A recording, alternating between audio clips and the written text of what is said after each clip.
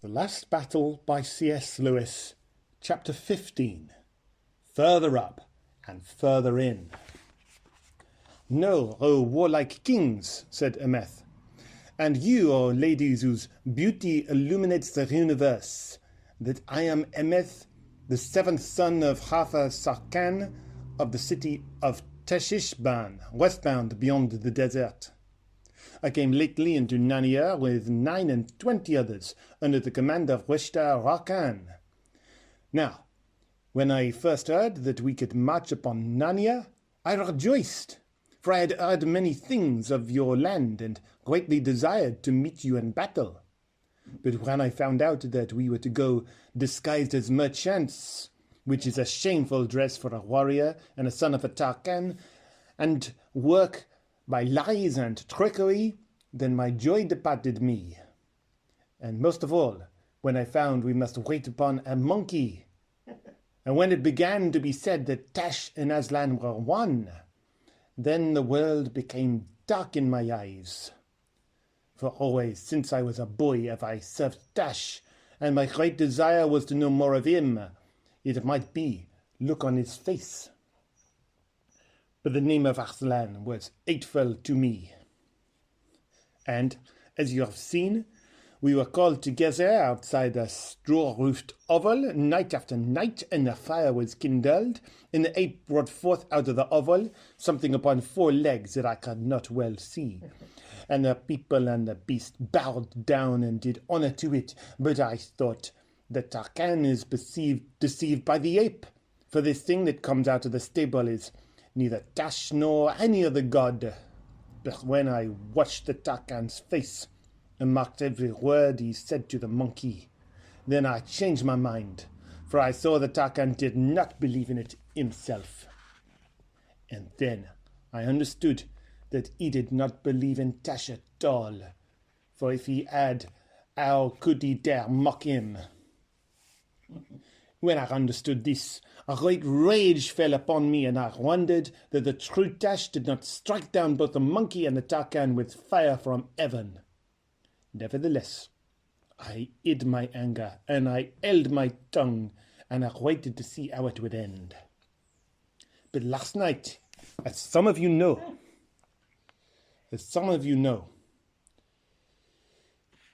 the monkey brought forth the yellow thing, not the yellow thing, but said that all who desired to look on Tashlan, for so they mix the 2 words to pretend they are one, must pass by into the hovel.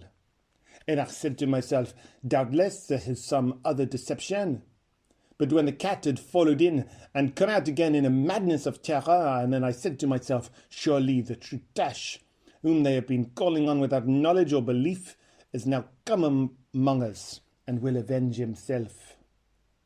And though my heart was turned into water inside me because of the quietness and terror of Tash, yet my desire was stronger than my fear, and I put force upon my knees to stay them from trembling, and on my teeth that they should not shatter, and resolved to look upon the face of Tash, though he should slay me.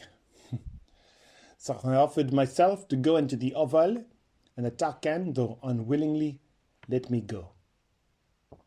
As soon as I had gone through at the door, the first wonder was that I found myself in this great sunlight, as we all are now, though inside the hovel it looks dark from outside. But I had no time to marvel at this, for immediately I was forced to fight for my head against one of our own men. As soon as I saw him, I understood the monkey and the Tarkan had set him there to slay any who came in, if he were not to their secrets. So this man was a liar and a mocker, and no true servant of Tash. I had the better will to fight him, and, having slain the villain, I cast him out behind me through the door. Then I looked about me, and I saw the sky and the wide lands, and smelled the sweetness. And I said, by the gods, this is a pleasant place. It may be that I am come into the country of Tash. And I began to journey into a strange country and to seek him. So I went over much grass and many flowers, and among all kinds of wholesome and delectable trees, till, lo, in a narrow place between two rocks there came to meet me a great lion. The speed of him was like the ostrich, and his size was like the elephant's. His hair was like pure gold, and the brightness of his eyes like gold that is liquid in a furnace. He was more terrible than the flaming mountain of Lagoa, and in beauty he surpassed all that is in the world, even as a rose in bloom surpasses the dust of the desert. Then I fell at his feet, and I thought, surely this is the hour of death, for the lion who is worthy of all honor will know I have served Tash all my days, and not him. Nevertheless, it is better to see the lion than die to be Tezrock of the world, and live and have not seen him. But the glorious one bent down his golden head, and touched my forehead with his tongue, and said, Son, thou art welcome. But I said, Alas, Lord, I am no son of thine, but the servant of Tash. He answered, Child, all the service thou hast done to Tash, I account as service done to me. Then, by reasons of my great desire for wisdom and understanding, I overcame my fear, and I questioned the glorious one, and I said, Lord, is it then true, as the ape said, that thou and Tash are one? The lion growled so that the earth shook, but his wrath was not against me, and he said, It is false, not because he and I are one, but because we are opposites. I take to me the services which thou hast done to him, for I and he are of such different kinds, that no service which is vile can be done to me, and none which is not vile can be done to him. Therefore, if any man swear by Tash and keep his oath for the oath's sake, it is by me that he has truly sworn. And if any man do cruelty in my name, then although he says it in the name of Aslan, it is Tash whom he serves, and by Tash his deed is accepted. Dost thou understand, child? I said, Lord, thou knowest how much I understand. But I also said, for the truth constrained me, yet I have been seeking Tash all my days. For me, thou wouldst not have sought so long and so truly. For all find what they I've been seeking Tash all my days.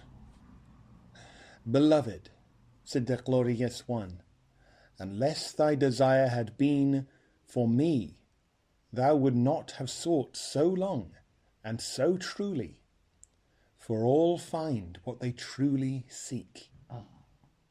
Then he breathed upon me and took away the trembling from my limbs and caused me to stand upon my feet. And after that, he said not much, but that we should meet again, and I should go further up and further in. And then he turned about in a storm and a flurry of gold, and he was gone suddenly.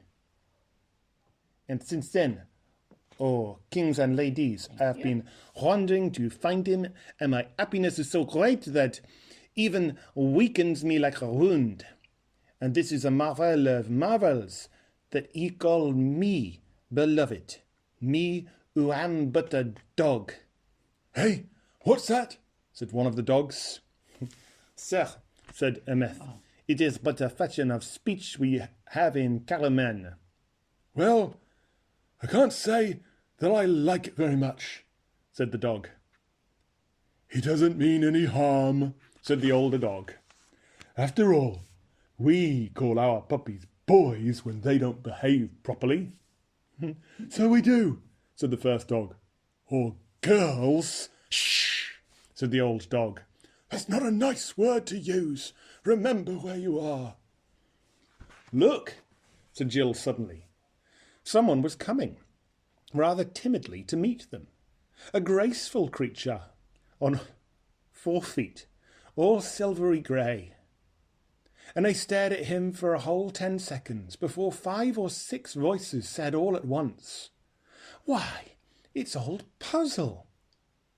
They had never seen him by daylight with the lion skin off, and it made an extraordinary difference.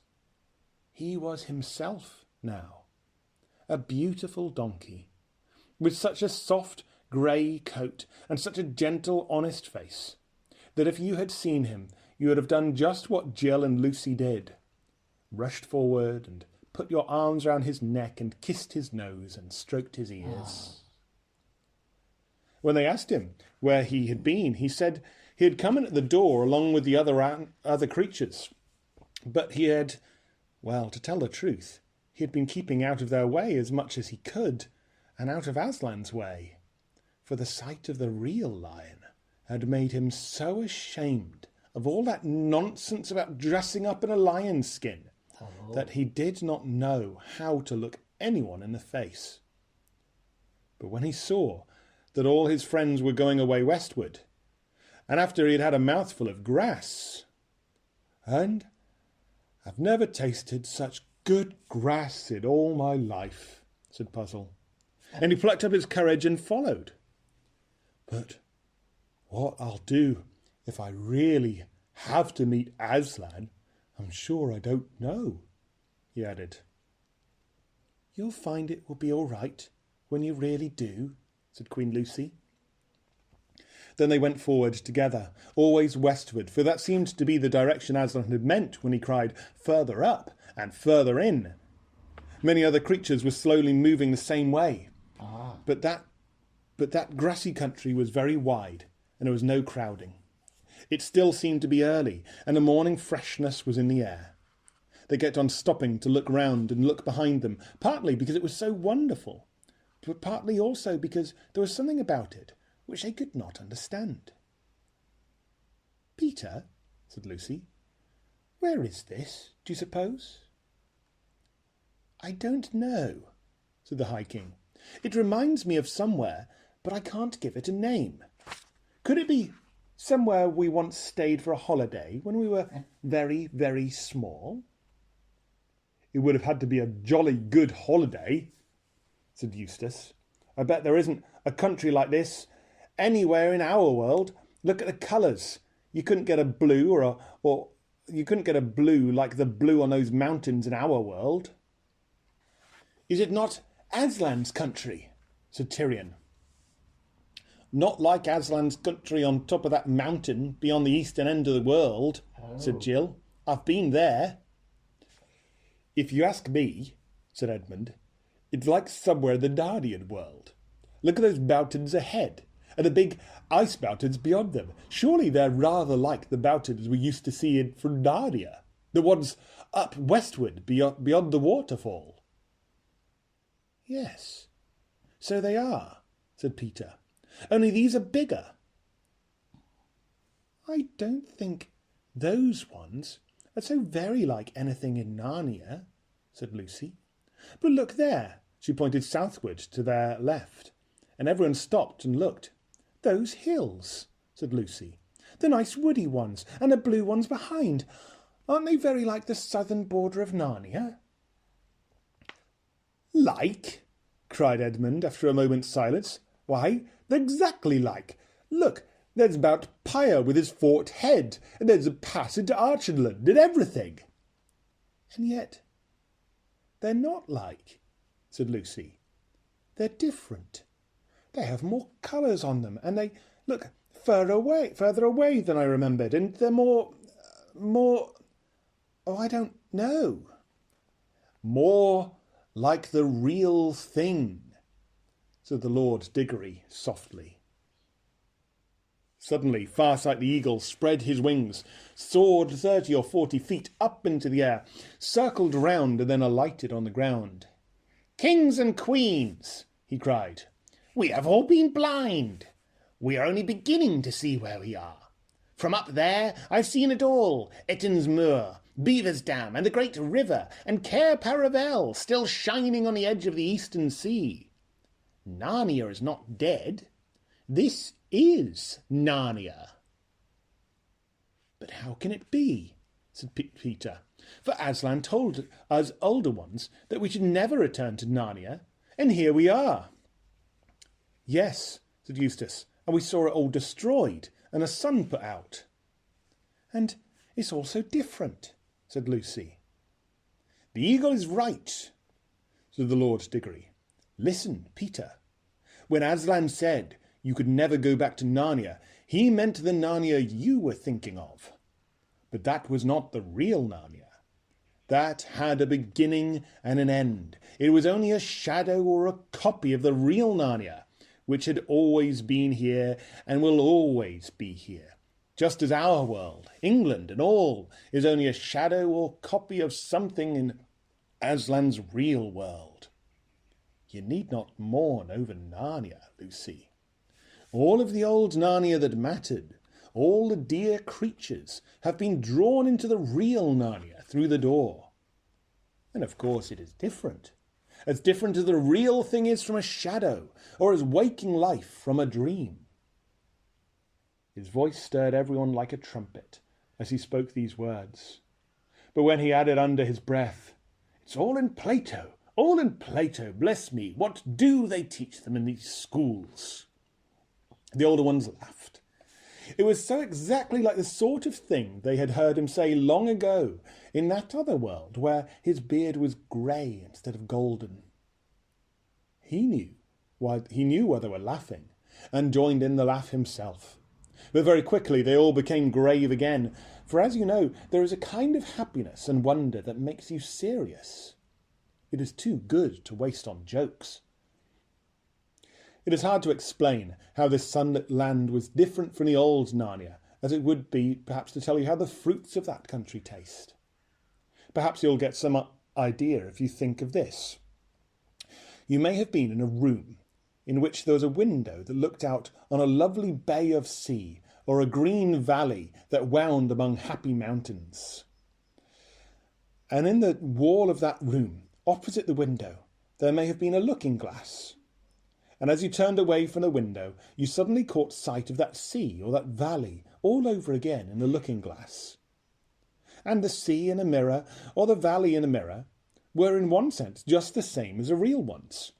Yet at the same time, they were somehow different, deeper, more wonderful, more like places in a story you have never heard, but very much want to know. The difference between the old Narnia and the new Narnia was like that. The new one was a deeper country. Every rock and flower and blade of grass looked as if it meant more. I can't describe it any better than that. If you ever get there, you'll know what I mean. It was a unicorn who summed up what everyone was feeling. He stamped his right forehoof on the ground and neighed and then cried, "I have come home at last. This is my real country. I belong here. This is a land I have been looking for all my life, though I never knew it till now. The reason we love the old Narnia is that it sometimes looked a little like this. Brehee! Come further up, come further in." He shook his mane and sprang forward into a great gallop, a unicorn's gallop, which in our world would have carried him out of sight in a few moments. But now a most strange thing happened. Everyone else began to run, and they found, to their astonishment, that they could keep up with him. Not only the dogs and the humans, but even fat little Puzzle and short-legged Poggin the dwarf. The air flew in their faces as if they were driving fast in a car without a windscreen. The country flew past as if they were seeing it from windows of an express train. Faster and faster they raced, but no one got hot or tired or out of breath.